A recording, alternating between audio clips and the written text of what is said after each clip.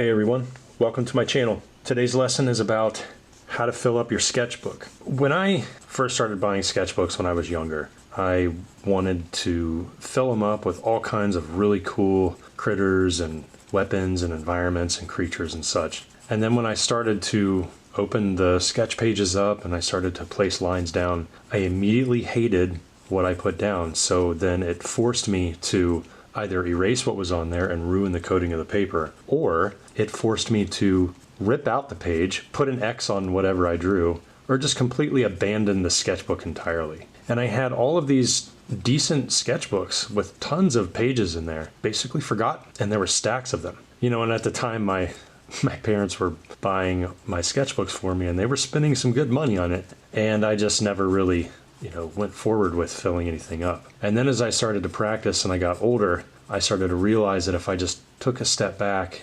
and reevaluated my mindset going into drawing, that's when everything changed. So I'm going to give some tips today on how to fill up your sketchbook. And the number one thing that I can say is stop worrying about filling up your sketchbook. You're already psyching yourself out. And that is way easier said than done. Let's be honest here. But you're psyching yourself out to the point of an unneeded desire for perfection. So what happens is when you start putting lines down on a brand new sketch page and it's not to your liking, you immediately start questioning your ability. You get mad and you close it. Worst yet, you stop drawing.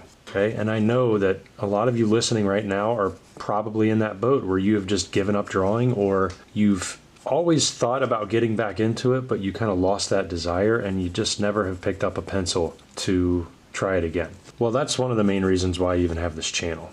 Okay, yeah, I teach people advanced shading techniques and making things look pretty and stuff, but it just all boils down to changing a mindset about how you approach drawing in general. Because drawing itself is supposed to be therapeutic. It's not supposed to be a chore or something that you don't look forward to. And I've mentioned it in videos before. I mean, if you consider it a chore and you're stressed out, maybe you shouldn't be drawing. Maybe you should be doing something else until you're ready to tackle this. What I'm doing here is I'm just throwing lines together and I'm forming a creature where I didn't have any real intent behind it. It's just a big beastly quadruped, long neck, thick neck, smaller head. Maybe it could be a kind of a hero boss or something, I don't know. But I'm just having fun with this. Now with me, of course, my trick of the trade is creature design and then character design, but really you can tackle your sketchbook with any subject matter. So one of the ways that I like doing it, and I gave you the number one reason, just stop worrying about it. But two, you have all of this space, all of this real estate that you just continue to leave blank. And it almost becomes like an eyesore, even if you have cool drawings on there. Like you could have one cool drawing and then look at your page and go, man, there's so much else, so many other things that I could be putting on this sketch page, but either I'm too lazy or my mind is freaking out and I just want to put something else. And when you start letting your ideas flow, because you can see that in my other videos, please check the playlist for drawing and also creature design, where I just scribble.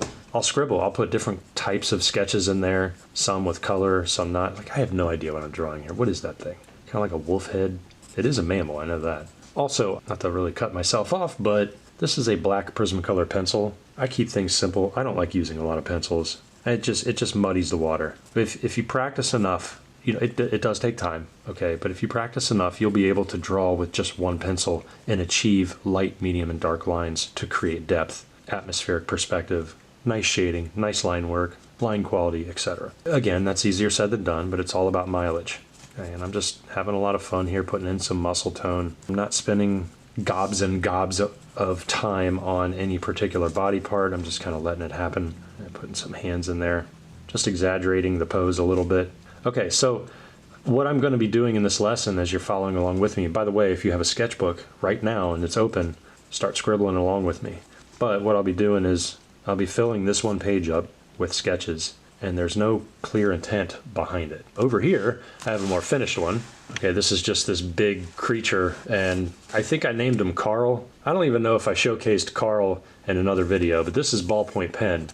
This did have intent. I had a thought in mind of what I wanted the creature to be, and it kind of, it's a little different than what was in my head, but it happened, and I'm pretty happy with it. But that's the size of a human compared to Carl. So everybody say hi to Carl. Okay. So now we're here. All right, so you can see that if you want to fill up a sketchbook, give yourself enough space to have other smaller little doodles in there. Also, you want to feel good about the way your sketch pages look, right? I mean, who doesn't? Like if you're an artist, even if nobody is going to be looking at your sketchbooks for anything, it's not a school assignment, you just want to feel good about what you're doing. And a lot of times we just think what we draw looks like crap and we think we suck and then we just stop drawing. You know, we start blaming everybody else and then we'll get on ArtStation and look at all of our favorite artists and go, oh, my stuff is never going to look like that. I suck. Stop that. That's that mindset shift that needs to happen. There we go. I need to sharpen my pencil, by the way. For the longest time, when I sharpen my pencil on these videos, I'm thinking, I wonder if I should cut that sound out because it startles people. But I feel if I warn people ahead of time that, hey, I'm going to go sharpen my pencil now, then they don't get as freaked out. Because I don't know how loud you guys hold the volumes on your videos when you're watching these. So here, you know, I drew a mammal over here, kind of a big boss creature. Notice how on my sketch page, there's some space in between each drawing. So here's the corner of the page up here. There's a little bit of empty space. I had a fighter jet, some kind of weird plane that I drew in pen, and then I stopped. I think I had to go that day. I don't really remember what happened, but I knew I was going to come back to this page. And then down here, I'm going to draw this bug with some space in between to rest our eye. That's how you can make an attractive sketch page too. It's all about resting the eye. It's same thing happens when you do armor for a character. I mean, I've been in the boat where I've drawn a character before and the armor is just way too busy and there's not enough space in the artwork for the eye to rest. So you want your eye to rest. I'm saying that as I'm scribbling the crap out of this creature. Oh man. I gotta take my own advice while I'm telling everybody else how to draw, right? I don't have my tea today. I did a video a couple days ago on how to use tea stains. And I was going to drink my tea before this, just to, you know, get that little caffeine boost. I used to take pre-workout and that stuff, because I work out all week. You don't realize what that does to your heart. So if anybody's taking pre-workout, just be very careful of that stuff. If you get up past 250, 300 milligrams of caffeine and one scoop, be careful. Drink your water. So you can see here, I'm just scribbling on some shapes. I don't really know how much detail I want to put in these either. I don't need much, because at the end of the day, I'm not drawing this to impress anybody. I'm drawing this to show you all the importance of not caring about what you draw. Have you ever noticed that everything we do in life, doesn't matter what it is, everything we do when we're trying to practice something, instruments, video games, it doesn't matter. When you don't think about it as much and you just do it without obsessing, memorizing things, you actually do a better job. That's exactly what I'm doing here. I'm not caring about shading ability and doing it 3-4 different, you know, positions or whatever. Another fun thing about using these scribbles and loose line work for your drawings and to fill up a sketchbook is that it happens really quickly. I mean, to be fair, you know, art takes a lot of patience, but most artists have the attention span of a goldfish, and we don't really like to sit through design phases and iterations and numbering things to get our best designs. We just want things really quickly, which is why we get mad when something doesn't have what we want right away, so then we move to the next drawing. I'm going to try a little experiment here. I'm just going to take some Copic marker. I love Copic markers just because the vibrancy. I used to use these back in the day. There we go. Add a little bit of color on there, and you know you can't have a good insect without some spots on the back. Okay, and then to top it all off, why don't we put some orange in here? I don't know where to put it. Maybe on the back? Let's see what that looks like. Right in between the red. Oh yeah, that looks kind of neat. If you're drawing a deadly insect, definitely reds, blacks, oranges. You can think about the poison dart frogs and just look at their patterning, but it's really cool. The other great thing about Copic markers is that it sits on top of pencil really well. It's one of the few markers that actually does a good job with that. Just want to mix in some of these colors. Okay, and if you want to make your sketch feel solid, one of the good ways is to add some type of shadow on the very bottom of their appendages and then make it look like it's connected to the ground. So what we'll do is we'll scribble in, well, brush in some shadow right underneath the body. All right, so this is a good warm-up. Notice how when I started with this creature and I moved to this one, I ended up liking this one more. So There we go. Now, the next thing that we can do if we want to fill up a sketch page and just feel good about what we're doing, we can do stuff really small too. Differentiating the sizes of your sketches within your sketch page, that also is a big help. Not only does it add interest, but it also allows you to experiment with different silhouettes that you normally wouldn't mess with. You know, we all have our comfort zones when we draw, like shapes that we know that we're going to get to at some point. Oh my gosh, I was drawing off screen there. Here I am looking down on my sketch page, and I'm looking up at the camera to make sure you're on. I'm sorry. So silhouettes, different shapes that you normally wouldn't do. Ooh, these are kind of gross because they look very jellyfish-like. You know, one movie I definitely want to see again is Arrival. I love the alien creatures in Arrival. Just thought that movie was really, really well done. But I was thinking this one reminded me of that, like the big octopus-like tentacles they had and then the big legs and stuff. I don't know why I'm thinking of an octopus. Maybe it's because of this back head right here. So what I'm doing is I'm approaching this sketch a little differently. I'm paying a lot of attention to the outer silhouette just to see what happens. I'm not drawing any eyes.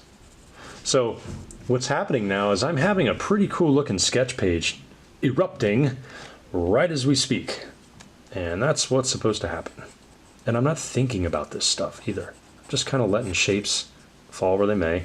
If you're drawing along with me, that's great. Another tip on filling up your sketch page is think about what makes you happy. What that means is don't draw stuff because you think somebody else needs to see that. Draw stuff that actually makes you happy. If you ever wanted to get a job or land freelance work, even as a hobby and you wanted to sell your work, random people off the street buying your stuff, they're going to see the love that you put in your art. They're going to know if somebody is doing something without love.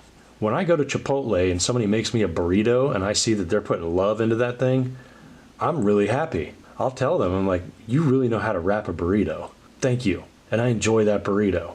So the same thing happens with art. If I see somebody post art and it looks like they ignored tropes and they didn't create the art because they think that's what they have to do and they did it because they want to, it speaks volumes. That's why I love the artist Nick Pominski, or AKA Piotr Jablonski, because he's been my favorite artist for years now. Very creepy style. His lighting is some of the best I've ever seen in the world.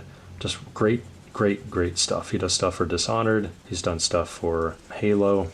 Just really, really good stuff. And Destiny. Wow. What is that thing? I don't know what that is. Let me move this up here so you can actually see it. I don't even think it bites. It's just kind of floating there. Maybe it floats on some kind of planet where the gravity isn't all that great.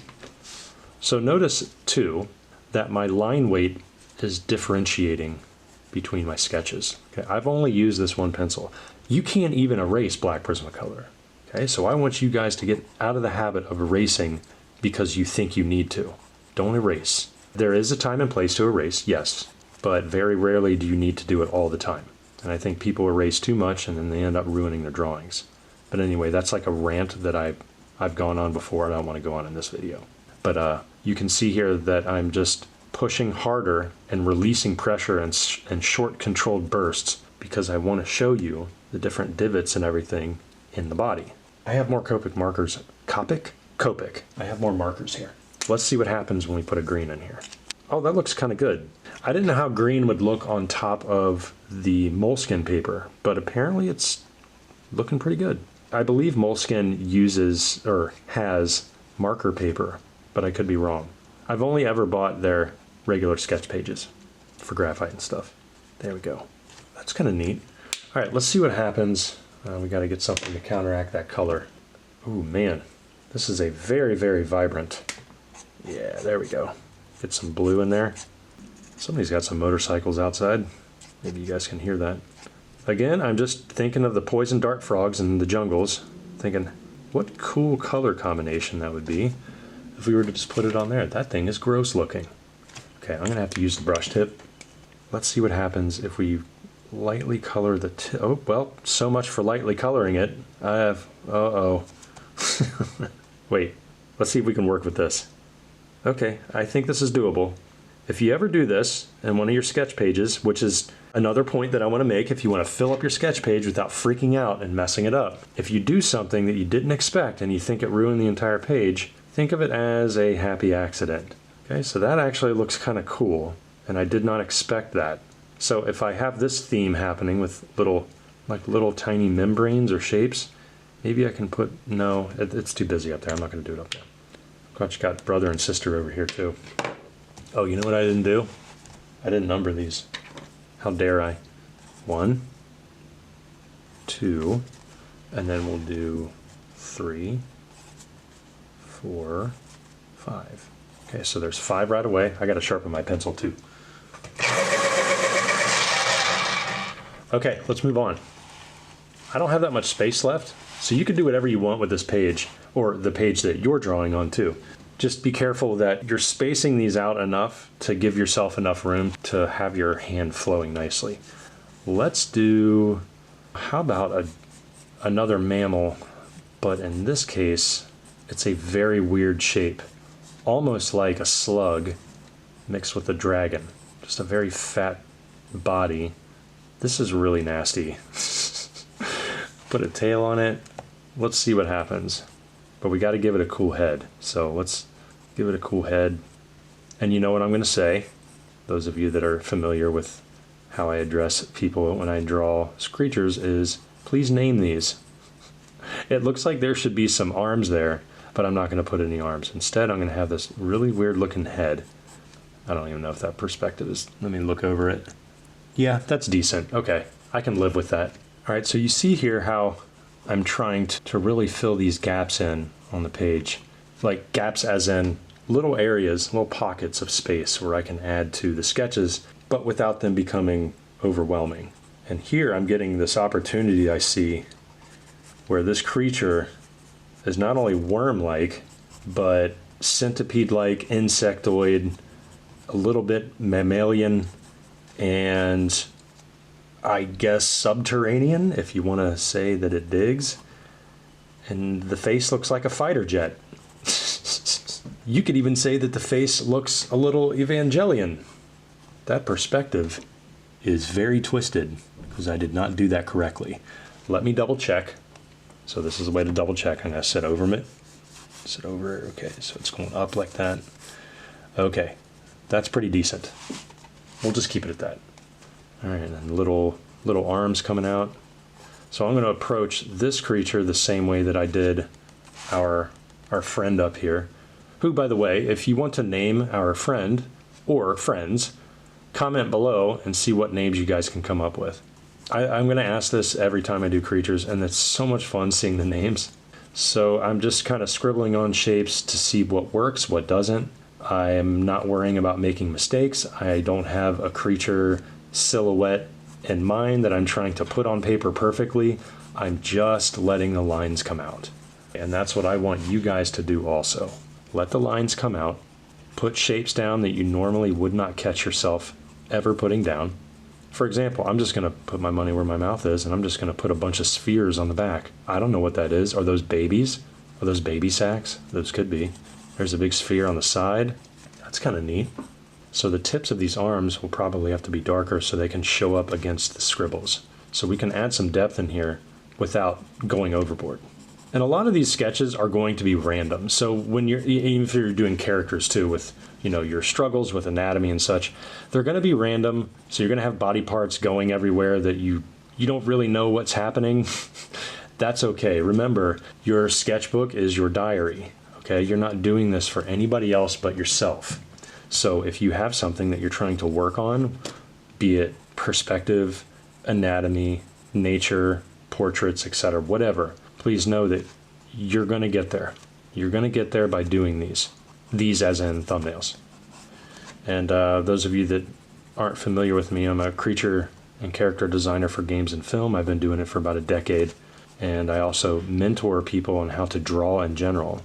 If you're an aspiring concept artist and you're trying to learn the ins and outs of the industry, you're trying to get a job, you're struggling, you don't really know how to take the next step, I can help you with that. If you check the pinned comment and also the links in the description below, you can visit my website creaturedesignworkshop.com, which is also the name of our Discord. That's where I hold all mentorships and workshops. If you want to find out more information about it, you can also directly email me at bobbyrebholz@gmail.com. Okay, there we go. See, nothing fancy. That would be an area that I would just want to jump in and go, oh, I got to shade it. I got to shade it, but it's not going to happen. Instead, I'll just scribble on the possibility of shading without actually shading. Some of you might consider this shading, and it's like, no, it's not shading. It's rather, okay, yeah, it is shading. Oh, man, you caught me. I caught myself. There's that center line going down the belly. It's all these thoughts. It's all these thoughts in my head, and I want to tell everybody everything, and I get so excited. This one is not friendly, so you know what that means. There's going to be a fiery red or maybe an orange involved. Okay, put a little bit of shine on it, a little reflector, a little bit of a little highlight. Leave that there. Ooh, I like that. That's cool. Let's do the same thing with here, on these little sacks. They could be see-through gelatinous poison sacks, I guess. Man, I like the orange against the pencil and no other color. What do you guys think? I think that's kind of neat. I don't really have anything darker than that. I mean, I could add a brown. Let's see what that looks like, because that might work. Or actually, no, take that back. Let's add in this purple, okay, and let's add it near the base, okay, and then sparingly whip up some of that purple into that poison sac. Okay, that's adding what could be a little core shadow there. So maybe underneath the outer shell of these sacs, there's an underlying purple membrane. That just sounded so scientific, didn't it? It did. But I need patterns to repeat. So that means that a little bit of this orange is going to show up on different parts of the body. And I want to make sure that it is intentional. So if there's a pattern that I can follow on certain body parts, that's what I'm going to do. Okay, and the orange is showing up very well against the parts of the page where there aren't a lot of markings. Okay, so maybe, you know, the technique that I did when I dotted the belly or the shell of that creature up there, I think I'm going to do the same thing down here, but just put in a little bit more of a pattern. There we go, and then start it on the other side. But nothing too fancy, just an indication. Great, and last but not least, there's space over here. All right, so let's see what we can do after we number this, of course. So that's number 6. Look at that, guys.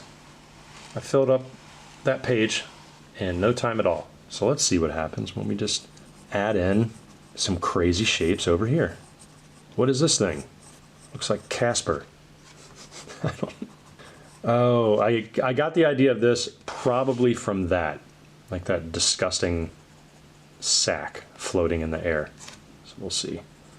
Maybe I should add to that little critter, because if these are little babies floating around, then maybe this is the adolescent version, but this also, that doesn't look good.